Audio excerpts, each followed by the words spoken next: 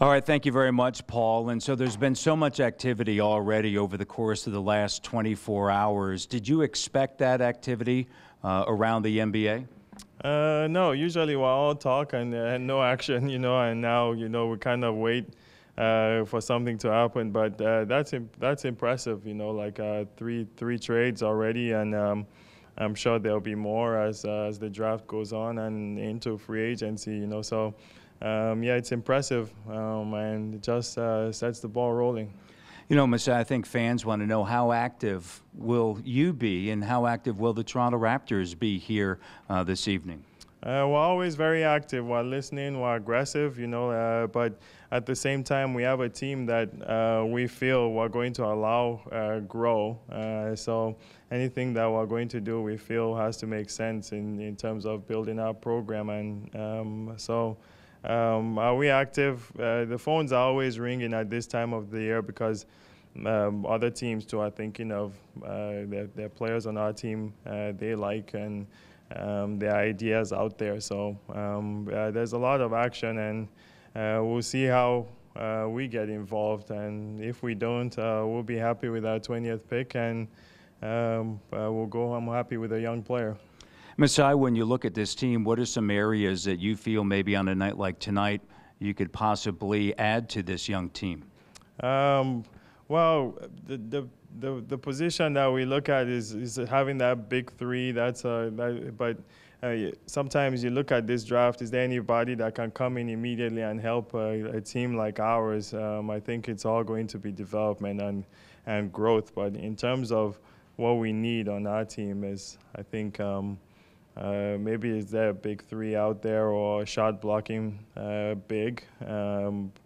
It might be in the draft, it might be in free agency, but that's the positional need right now. I know that you and I have talked before, and you've mentioned that especially at 20, you go for, the talent more so than a position, and that I think has always been a tried and true. You go back to your days in Denver and look at what you were able to do at, I believe, 22 with Kenneth Faried. You try. It's luck, oh, come on! There's a little bit more than that. I think it's we tried,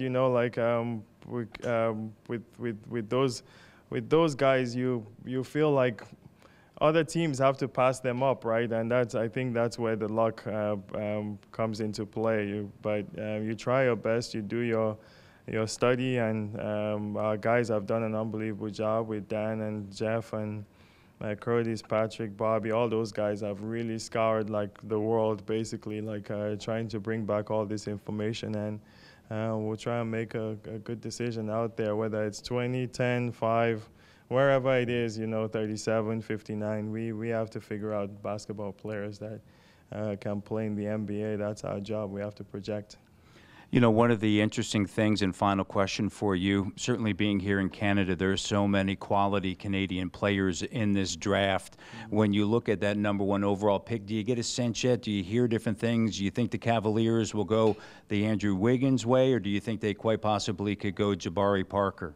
It's hard to say, you read all these things, and obviously teams are not going to tell you their secrets, but from an overall picture, when we look at it, those 3 guys or those 4 guys are good, wherever they get picked, I think they're going to be the top 3 or top 4 overall, and I think Andrew Wiggins will be fine, wherever he goes. So.